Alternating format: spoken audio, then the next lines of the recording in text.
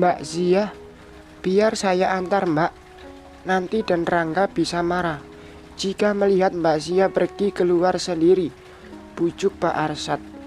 Ketika melihatku keluar dari rumah dengan membawa sebuah tas travel.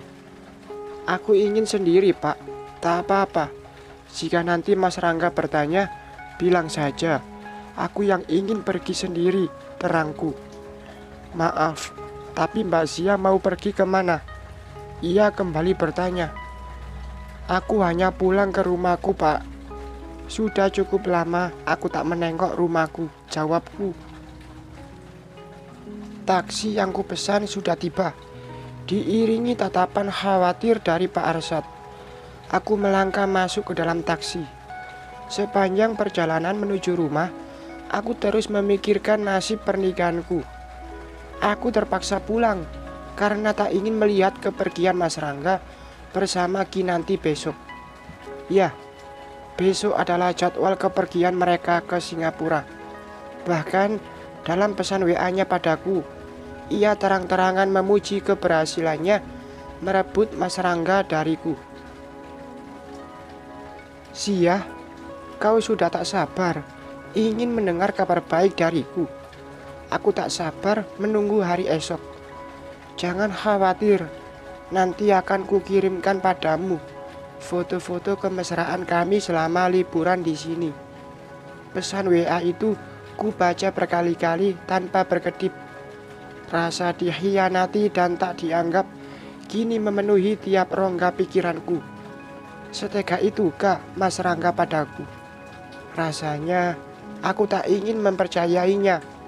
Tapi potongan tiket kepergian mereka berdua yang sengaja dikirim oleh Kinanti akhirnya membuat kepercayaan diriku hancur. Mbak, kita sudah sampai. Ucapan sopir taksi ini membuyarkan lamunanku. Ini Pak, kuserahkan sejumlah uang sesuai dengan yang tertera di Argo. Aku berjalan menuju halaman rumahku.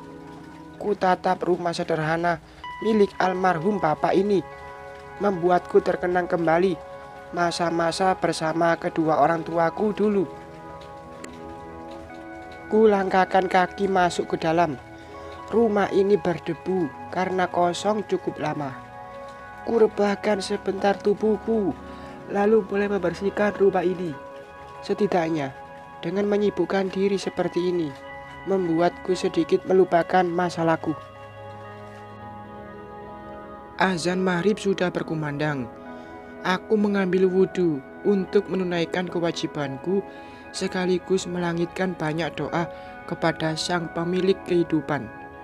Setelah menyelesaikan kewajiban pada sang Khalik, aku mengecek ponselku yang sedari tadi sengaja kumatikan karena tak ingin Kinanti merusak suasana hatiku lagi. Sebuah pesan singkat dari Mas Rangga membuatku tercekat. Dalam pesan yang dikirimnya, Mas Rangga memintaku untuk pulang. Terasa sesak sekali, aku seperti sulit bernafas. Aku menangis di sudut kamar ini. Mengapa kau bisa melakukan hal ini padaku? Jika memang ingin bersama Kinanti, tak perlu melakukan semua sandiwara ini dan berpura-pura menerima pernikahan kita. Aku menghapus air mataku, menangis tak akan membuat masalahnya selesai. Kulangkahkan kaki menuju pintu keluar. Akan lebih baik aku pergi berjalan-jalan sebentar, mencoba menghibur diri. Jam di ponselku sudah menunjukkan pukul 6:30 malam. Perutku mulai terasa lapar karena tak makan apapun sejak pagi. Karena tak ada sesuatu yang bisa kumakan, kuputuskan untuk sekalian mencari makan di luar. Zia, terdengar seseorang memanggilku dari dalam mobil saat aku hendak menyeberang jalan menuju ke sebuah warung tenda. Mobil itu menepi, lalu berhenti. Tak berselang lama, seorang pria turun dari arah kemudi, disusul seorang wanita dari sisi lainnya. Mas Bima, Mereka berdua kini menghampiriku. Wajah mereka tersenyum kala melihatku. Ah, ternyata benar kau. Kupikir tadi Vira salah lihat saat ia bilang melihatmu ada di sini, ucap Mas Bima. Apa kabarnya Mbak Zia? Tanya Vira yang berdiri di sebelah Mas Bima, menggandeng mesra lengannya. Alhamdulillah, baik, terima kasih. Sudah mau mampir menyapaku, balasku. Kau sendirian saja, Zia. Mana suamimu? Pertanyaan Mas Bima membuatku hanya bisa tersenyum getir. Sebuah jawaban kles akhirnya keluar dari mulutku. Iya, aku sendirian. Mas Rangga masih ada kerjaan di kantornya. Oh iya, Mbak Zia, jika tak keberatan, aku dan Mas Bima mau mengundangmu ke acara resepsi pernikahan kami. Nanti undangannya akan kukirimkan ke rumahmu, ujar Vira sumringah sambil menatap mesra ke arah Mas Bima. Terima kasih, sudah mau mengundangku, jawabku. Mbak Zia, aku minta maaf atas semua kesalahan dan perkataanku dulu. Sudahlah, yang lalu biarkan saja. Aku senang, akhirnya kalian berdua menikah. Aku menyalanya. Mas Bima masih menatapku. Aku terpaksa mengalihkan wajahku karena tak nyaman dengan tatapannya. Aku senang melihatmu bahagia, Zia. Kalimat itu adalah kalimat terakhir yang diucapkan Mas Bima saat akan masuk kembali ke dalam mobilnya. Aku memandang kepergian mereka dengan rasa nyeri di hati. Melihat kemesraan mereka membuatku kembali teringat akan pernikahanku. Semoga kalian bahagia. Doa itu kusematkan untuk mereka saat kulihat mobil yang membawa mereka mulai menghilang dari pandanganku. Dengan membawa sebungkus pecel ayam, aku pulang ke rumah. Entah kenapa, selera makanku tiba-tiba hilang. Sengaja aku bawa ke rumah untuk berjaga-jaga jika rasa lapar itu kembali. Mobil itu sudah terparkir di depan pagar rumahku. Saat aku tiba di depan rumah, mobil yang sangat ku kenal baik, mobil hitam milik Mas Rangga. Dari luar pagar kulihat tampak Mas Rangga yang berdiri menyambut kedatanganku. Tanpa bertanya apapun, aku langsung berjalan menuju pintu lalu membuka kuncinya. Ayo pulang Zia, ucapannya membuatku akhirnya menoleh padanya. Wajahnya terlihat datar saat mengucapkan kalimat itu. Masuklah Mas, aku tak mau tetanggaku di sini melihat kita bertengkar, ajakku. Ia berjalan mengikuti langkahku. Setelah ia duduk di sofa ruang tamu ini, aku pun menutup pintunya. Aku akan di sini selama beberapa hari, ucapku, memecah keheningan di antara kami. Wajah Mas Rangga masih datar, tak menunjukkan reaksi apapun saat aku mengatakan kalimat itu. Sepertinya benar, ia tak memiliki perasaan apapun padaku. Membuat dada ini semakin nyeri. Pulanglah Zia, ia mengulang kalimatnya. Nanti bilang besok kalian akan pergi berlibur ke Singapura. Apa itu benar? Ada rasa sesak saat pertanyaan itu keluar dari mulutku. Aku benar-benar merasa seperti tak dianggap. Mengapa ia masih diam jika memang tak ada hubungan apapun dengan rubah betina itu? Mengapa mereka berdua besok akan pergi berlibur? Menyangkallah Mas, katakan jika itu tidak benar.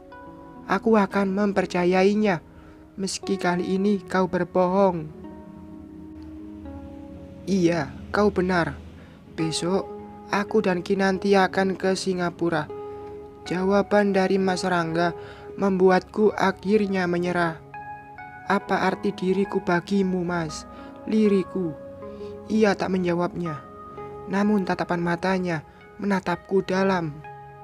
Kau tidak ingin menjawabnya atau tak bisa menjawabnya, Mas? Tanyaku pelan.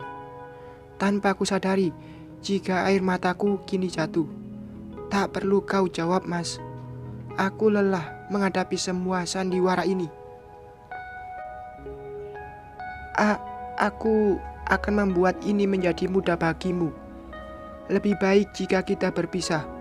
Mari kita bercerai saja, Mas. Sakit, itu yang kurasakan saat ini ketika mengucap kalimat itu. Namun, aku tak akan bisa bertahan dengan semua kebohongan ini. Aku takut jika perasaanku semakin dalam padanya, membuatku tak akan bisa melepaskannya. Jangan pernah mengatakan hal seperti itu, Zia. Tolong beri aku waktu, kilahnya. Sampai kapan, Mas? Ia masih diam karena kesal. Aku pun mengusirnya. Pergilah dari sini. Aku tak akan pulang bersamamu.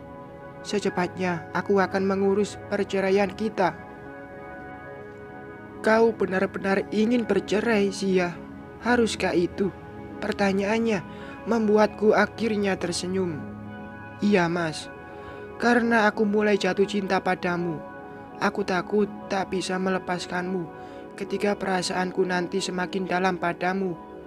Akan lebih baik bagiku jika kita berpisah saja, ucapku sambil menyeka air mata. Ia menatapku sambil tersenyum tipis. Tak lama kemudian, ia menjawabnya. Aku senang mendengarnya, Zia. Tadinya aku sempat ragu untuk pergi ke sana. Tapi kata-katamu barusan membuatku tak bisa menundanya. Aku harus pergi. Beri aku waktu, Zia. Setelah itu aku berjanji tak akan pernah membohongimu lagi. Jelas, Mas Rangga.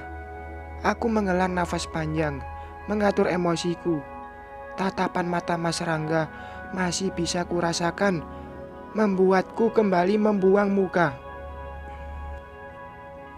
Pergilah, Mas. Aku mau istirahat. Lagi pula, besok kau harus bangun pagi. Bukankah kalian akan naik penerbangan pertama? Usirku sambil membersihkan jejak air mata di wajahku. Zia, matanya menatapku teduh. Aku melengos acuh, berjalan meninggalkannya menuju dapur, mengambil sebuah piring dan menaruh pecel ayam yang tadi ku beli ke atasnya. Ku sibak tirai, melirik ke arahnya sebentar. Ia masih duduk di sofa itu, sambil memegang ponselnya. Aku duduk sebentar di meja makan ini. Aku menangis dalam diam. Ku seka kembali air mata, lalu mencoba untuk tersenyum. Aku mengambil segelas air putih untuk kusuguhkan padanya, karena memang tak ada kopi, teh maupun gula di sini. Sambil memegang sebuah gelas berisi air putih, aku pun kembali menemuinya.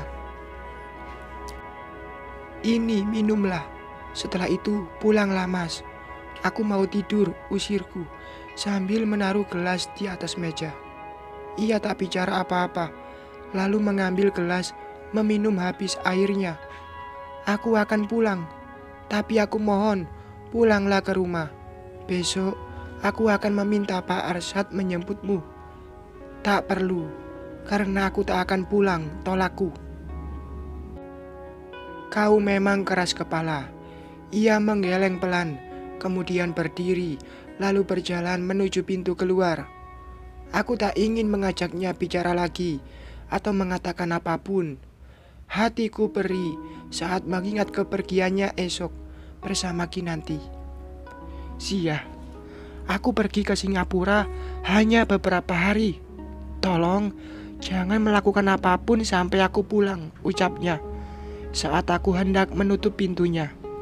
Selamat malam, Mas, liriku. Aku menutup dan mengunci pintunya. Tubuhku akhirnya luruh di balik pintu ini. Aku tak bisa lagi menahan tangisku. Cinta ini semakin lama makin menyiksaku. Sebenarnya, apa arti pernikahan kita untukmu, Mas? Liriku tertunduk. Aku masih duduk di sudut pintu ini. Belum ku dengar suara mobilnya. Aku yakin ia belum pergi. Karena takut jika ia mendengar tangisanku, ku putuskan untuk pergi ke kamar. Mengapa, Mas? Apa alasannya semua ini?